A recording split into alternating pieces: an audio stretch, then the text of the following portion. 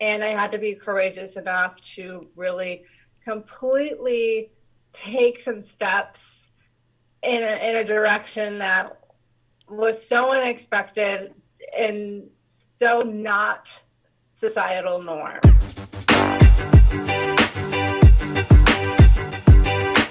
You're listening to the Kristof Lewis Podcast, a podcast where I have conversations with inspirational people. My name is Chris, but my family calls me Kristof. My goal is to have as many conversations as possible with people who have forged their own path by pursuing their dreams, making them a reality, all the while emitting positivity and sharing this knowledge with others. I seek these people out and share this information with you, proving to the world that you can do what makes you happy and do what you want for a living while being a good human being. We'll talk about careers, but we'll also cover any story that inspires. Let's do this while helping each other. Thanks for listening. I'm happy you're here.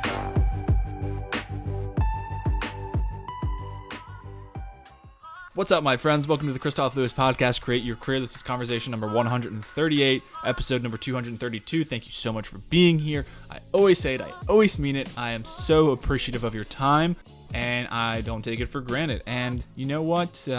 This is another great podcast, and the reasons for this is its uniqueness. I've said the word uniqueness before on many a podcast before, and every single time I mean it, I don't say these words lightly. Stephanie Martin is my guest today, and she went from employer, from a job that she thought that she should be doing, because many people in her life thought that she should be doing this. So she went to college for it, she got debt, and she didn't like her job.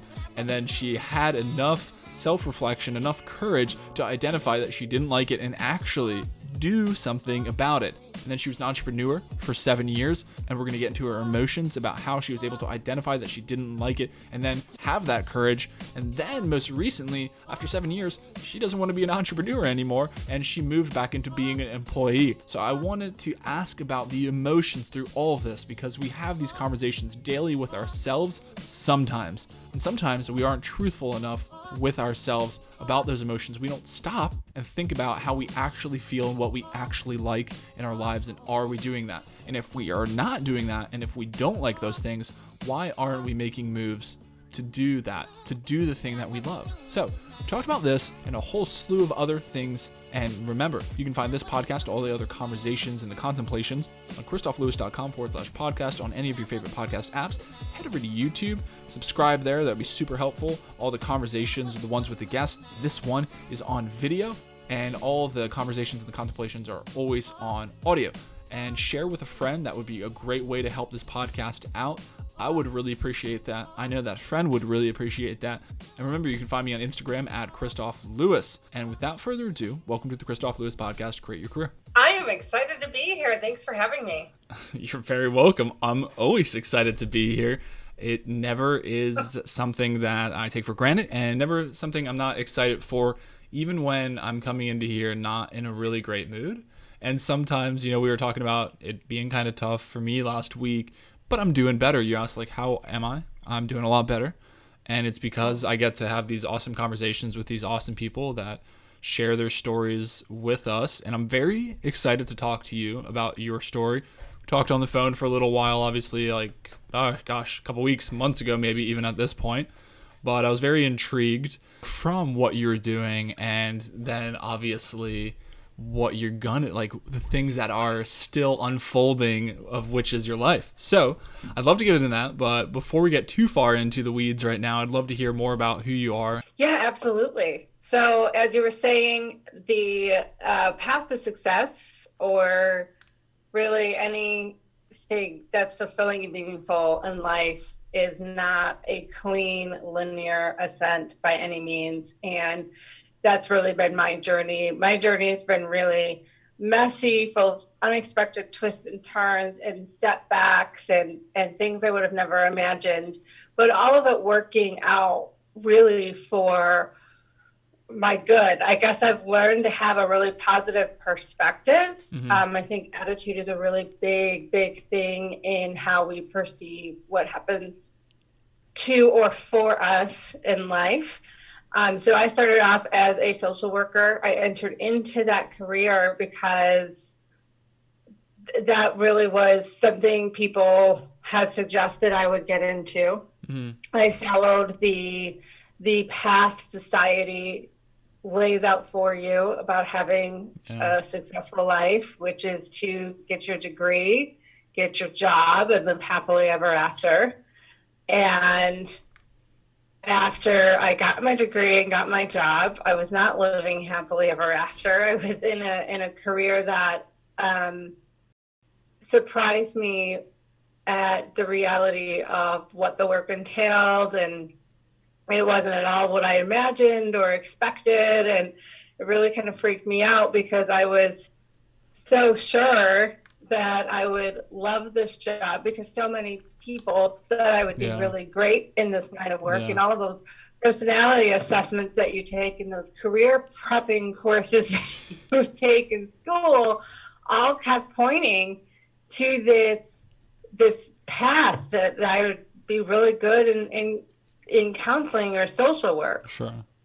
So when I found out that I honestly really didn't love the industry, I just had no idea what I was going to do. Yeah, that's a scary place to be. It is. And I had to do a lot of soul searching and really like introspection and reflection. And I was pretty young at that time too, to make sure I wasn't being this entitled millennial that everyone said millennials were, and being ungrateful and all of the stuff. But it really was that something more was out there for me. And I had to be courageous enough to really completely take some steps in a direction that was so unexpected and so not societal norm. Like, it was not the norm then. It's becoming more popular now, which is the path of entrepreneurship. Sure. And we're, it's kind of it's a hot topic now. Everyone kind of seems to want to build their own business and build their own brand, which is a wonderful, wonderful thing because we are afforded that opportunity through social media and online, having a pretty low barrier to entry with that, which is fascinating. I started 7 years ago building this business as a coach. And I had no idea what coaching was, and I denied claiming the title life coach because I didn't think that was real or serious or legit. And how the times have changed. It was, and I took it very, very seriously and got certified and really built that up. And I've owned my own business for 7 years. Wow. Have been on my own since 2014. And recently I've pivoted again because the path to fulfilling work is something that I say it works for you until it doesn't. Sure. Okay. There were some things that started burning me out with owning your business. And so I had to do the work that I coach my clients through for myself. How funny. Yeah. In order to identify, okay, now what's going to be next for me? Sure. I never thought I would stop doing this.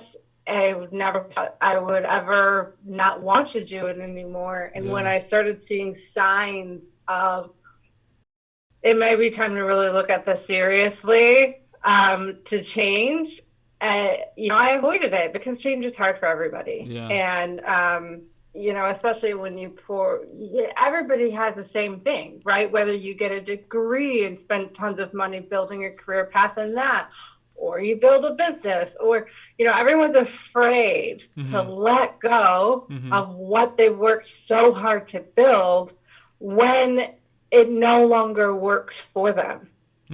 And they're so terrified of like the pivot or the change and letting go. I've seen that over and over again. And thankfully I know how to pivot and change and let go, even though it's not easy for me at all. It's not any easier for me than anybody else out there. Yeah. But it's it's harder hard on me than it is for my clients. Well, yeah, that's what I was going to say. Like, I've had plenty of my own moments in my own life where I go, well, what would I tell somebody else? And I start walking myself through the process of exactly what I would tell this person. And I'm just like, this is what it sounds like. It's going to be so hard to do these things, or I think it's going to be harder to do them in my own head. But then and recently it goes back to like what we were talking about off camera. Like the reason I feel better than I did the last 1 or 2 weeks is because I had this exact conversation that you're talking and sharing with us about talking to myself and actually taking actionable steps forward after identifying what my own issue was. And it was a lot more difficult than talking somebody else through it. So it's cool that you're able to do that for so long for other people for 7 years, which is really impressive. And I know like you said, it's really has been picking up lately, this storm of coaches of whatever it is. And it is good and bad. One, there is some saturation and you're like, well, who do I believe? Who is legitimate? Who can actually help me? But at the same time, I think that's the natural curve of the way our technology in the world is going, that's just gonna happen. And it's cool that you've been able to be doing that for so long. So I think that's really interesting. And if I could go back even further about what I find really interesting is your pivot outside of your initial career, realizing within yourself that this isn't at all what I wanted to do. I was listening to other people, and it's so funny, like how many times do we have like stories like this where we're just like, people are one after another, you should do this, you'd be great for this, and like they don't know really. I mean, because they see you from the outside, but only you know you you really know you. So it's hard to, again, listen to your own advice, and it's easier to listen to other people's advice. But I love that you're able to do that. I am curious though, as I said, I go back, like you're listening to people and they said you'd be great, but how is that soul searching process for you? Like, how did you gain the courage to break out of what you were doing and what everybody thought you were so perfect for? I mean, were you worried about what other people were thinking about you? Were they like, hey, Stephanie, you're crazy for leaving this career? Like, walk us through some of that and those feelings. And it can be tough. I want to hear more about that. Yeah, absolutely. So, I think it was part of my personality and wiring is both a huge strength of mine as well as one of my biggest weaknesses. And that is I can be a very stubborn person. That's the weakness. Or relentlessly determined. That's the positive. Sure. So I've been a pretty strong-willed person my whole life. I mean, my parents let me know how strong-willed I was as a child. So with that comes this incredible determination and resilience to go after whatever you want. And nobody's going to tell me no. Mm-hmm. So that is an advantage I believe I did have because that's just how I am, personality and wiring. That doesn't mean that I did not have pushback and some people thinking I was absolutely out of my mind, people doubting and questioning if I had the right motives or, maybe you should pick a more conservative plan here. Sure. Have you really thought this through? They thought it was reckless. So absolutely, I had plenty of people challenging and pushing back. I just didn't let it stop me. Good for you. So with that, but I also had incredibly supportive people. Okay. So I believe in the power of mindset and belief. It's huge. And I think because I had so much belief that this was going to be successful in some way, shape, or form, that I think my mind only kind of seemed to lock in on those that supported it and really just dismiss those that didn't. That's awesome. So I think my mind tends to skew what the real picture is because I'm like, there's probably a lot more negative things that I probably remember and realize, but I just lock in on the things that support it and kind of just shove aside the things that do not.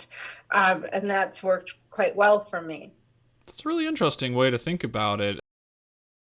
There's people from all over the spectrum that are going to, and if I could digress for one moment, I will say that at least in my life experience, the people are saying that you shouldn't do it, or at least have you considered all of the options here. I think they mean well. They mean well on the surface.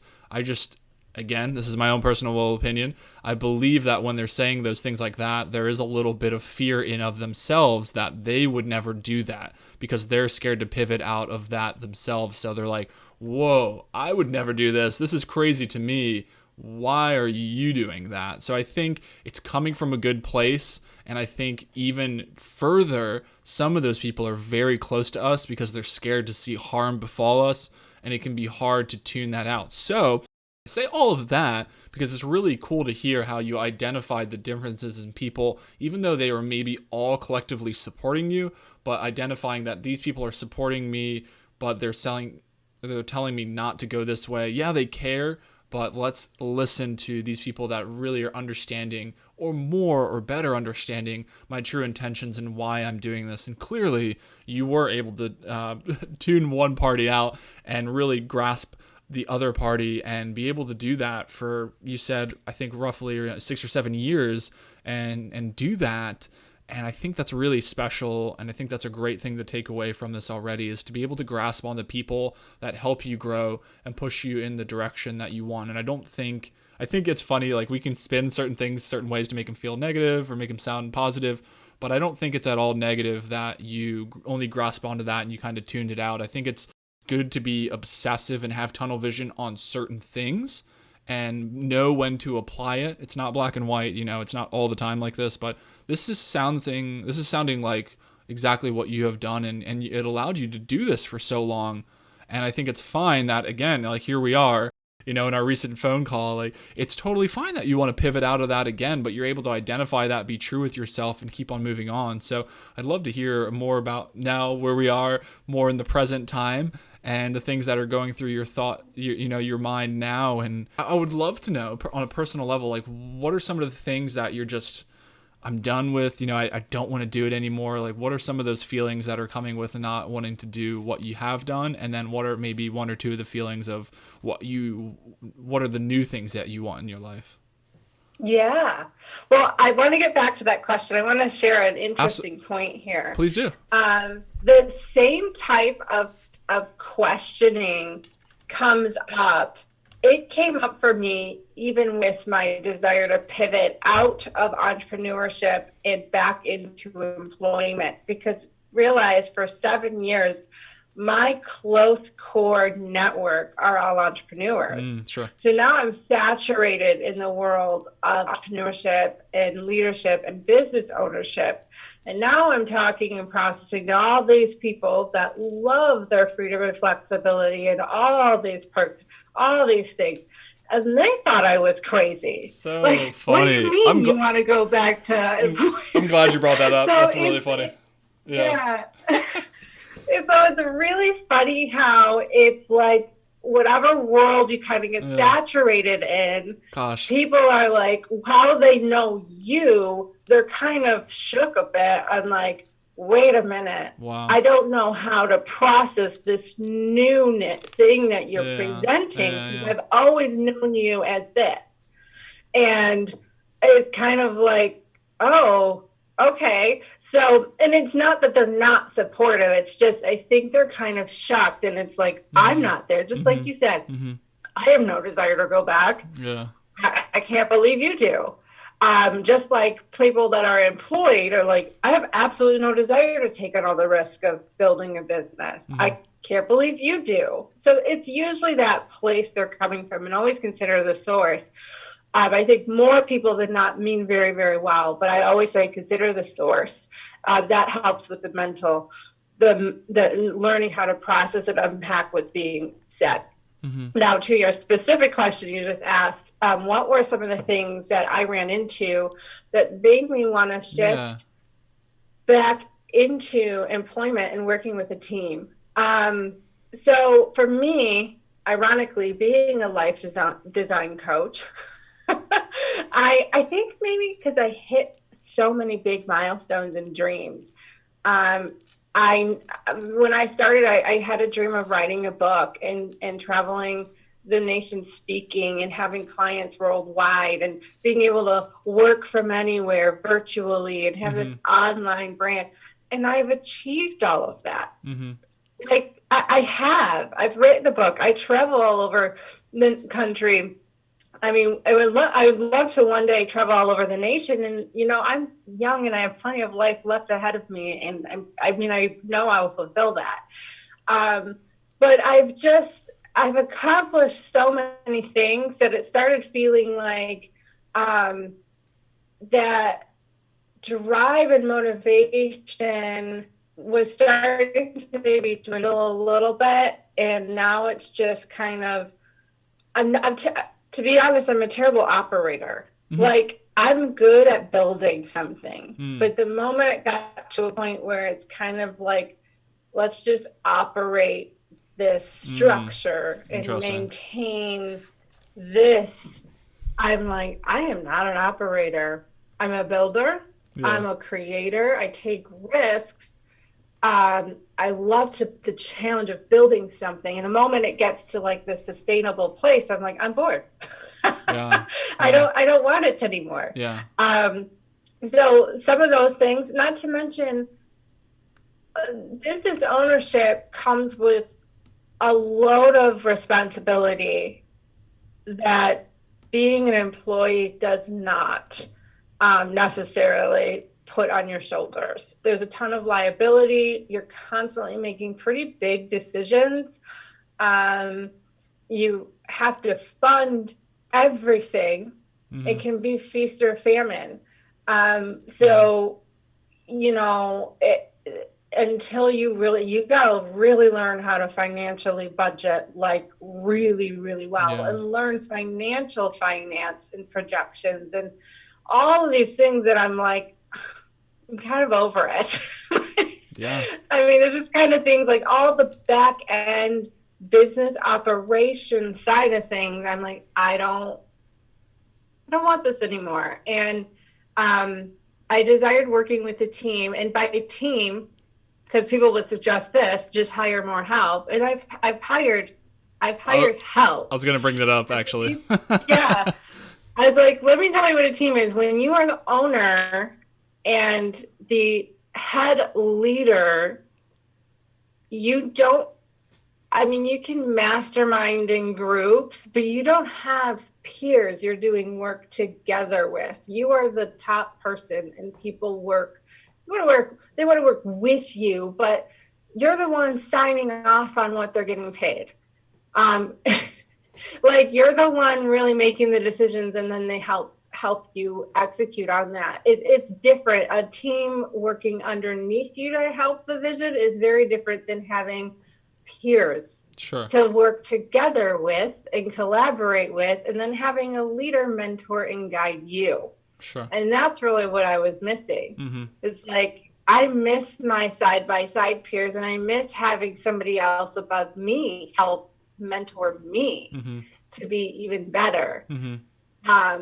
So these were all these things that I realized that I really missed.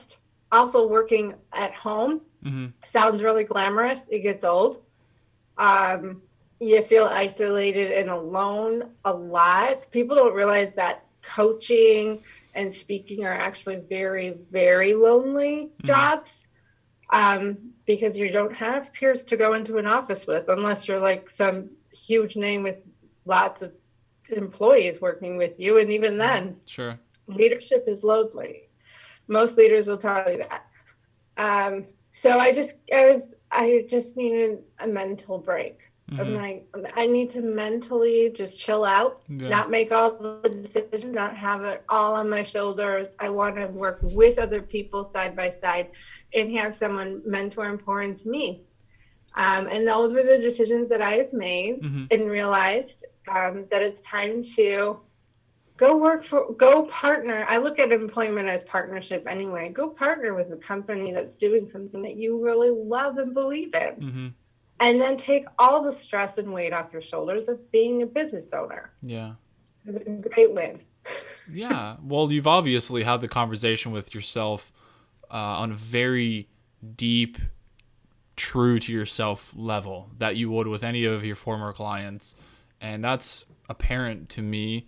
And yeah, I was going to be like, well, have you tried getting assistance or anything like this? But if you've already obviously gone beyond that conversation, you've had all those conversations before. So I think it's really healthy. And I just always like asking the questions, because not only is it good for the people that are listening to highlight, well, why should we ask these questions? But I would love to be able to help you, like have you ask these questions of yourself, and you have. So I think it's very good that you are having these conversations. These are why they are called conversations, right? The podcast is conversation number so-and-so, because I want to have the conversation and I want to really highlight the importance of that. So you've done that. And yeah, if you're ready for a change, and you've done all of this thinking already, then absolutely have at it. And I completely understand having that, like mentally being able to chill out in some respect and not have that kind of pressure on you, and be ready for a different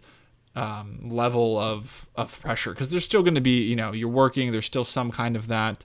One of the things you said though, I thought was really interesting and I can relate to on some level, is that you were a bad operator, but you're a good builder. And I think back, and I think I made an episode about it as well, but I look back in my life and I found that I was always, at the time, I was frustrated because I thought every time I got good at something, I was either like when I was in the military, I got transferred to go do another role, or in a civilian world, I got promoted, and I was like, damn it, I just got good at something. I want to be good at it for a while, and I was always frustrated with that, but it took me a while to realize that that was a good thing, and that meant I was doing good. But I see that interesting in yourself to be able to, once again, being in your position, identify that within yourself, and then take the next step, but actually take the next step, not just linger around and just be, bored, because that would be terrible. You're the type of person that would go crazy, I can imagine. Absolutely, yeah. And like you said, I think being super aware of who you are, and being speaking of conversations, having some honest conversations with yourself, which I think is pretty scary to do, to really slow down and be honest, like, this isn't working for me. I pushed that down for about 2 years. Wow. Or pretending like it didn't exist, or would talk kind of out loud and allow people to say, you're not really there. You don't really mean that. And I don't know how much I fully meant it until I did. Sure. So it's just that high level of awareness of what's working, what isn't, what is it that you do want.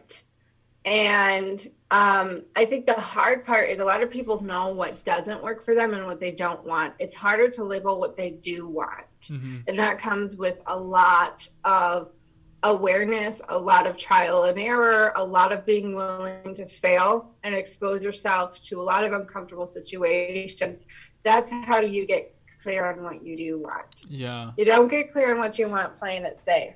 Yeah, well, it's kind of like, it reminds me of, you always see people, I've seen the meme of the complaint line having 100 people in it, and then the other line where people want to say what's good, it has one person in there, if anybody. And I think that's funny, and I think it's true, but I think it's very applicable to exactly what you said. It's really easy to identify, oh, well, I don't like this and I don't like that. But have you even taken a step back, taken a deep breath, and then you said slow down?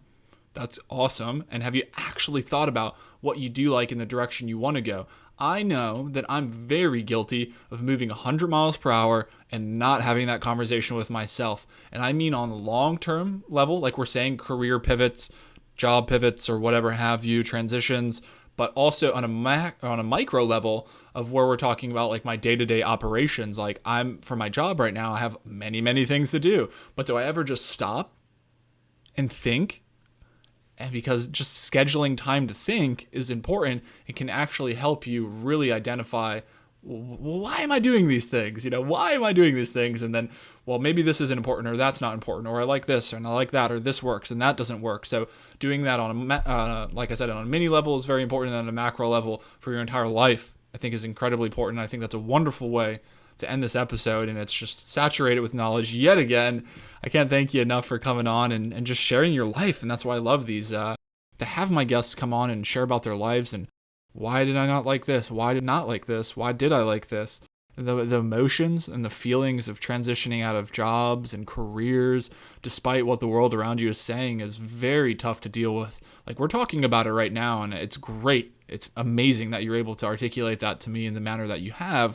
But I know from personal experience, it's really hard to have that conversation, like we said, with yourself in the moment. So if you're listening to this and you are that person right now, I would highly recommend, as soon as this episode ends in a few minutes, you just take a step back and you have that 5-15 minutes to yourself and you really think about the things that we highlighted here and just think, am I doing what I want?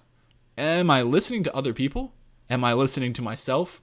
All these things that Stephanie shared with her life, I would highly recommend you apply to your own life very honestly with yourself and be true to yourself for that. So, Stephanie, thank you so much. I would love for people to be able to know where to contact you. So what's the best way to contact you? Yeah, so I will still have my brand. I won't be taking on clients full time, but I'm still available to talk. Okay. After hours and stuff, feel free to connect with me. Email is the best way. Stephanie@movedbypurpose.net. I'm on social media, LinkedIn, all Moved by Purpose, Facebook, and then my website, movedbypurpose.net as well, if you want to check out what I'm up to. Perfect. Thank you so much. And you all will be able to see all of those on the show notes, whether you're on audio like iTunes, Apple Podcasts, or if you're on YouTube, go ahead and subscribe and you can see the email and the website and all the good information like that. All right, Stephanie, thank you so much again for being here. It's been just, like I said, saturated with knowledge, really informative. I love when a guest is very transparent with me and shares their life with me in hopes to better other people. And honestly, we didn't even get into it that much, although that's what you're all about, is helping other people. And that's what you do. That's what you've been doing for many years, and you've done that right now with me. So I do appreciate it, and have a great rest of your night. Thank you.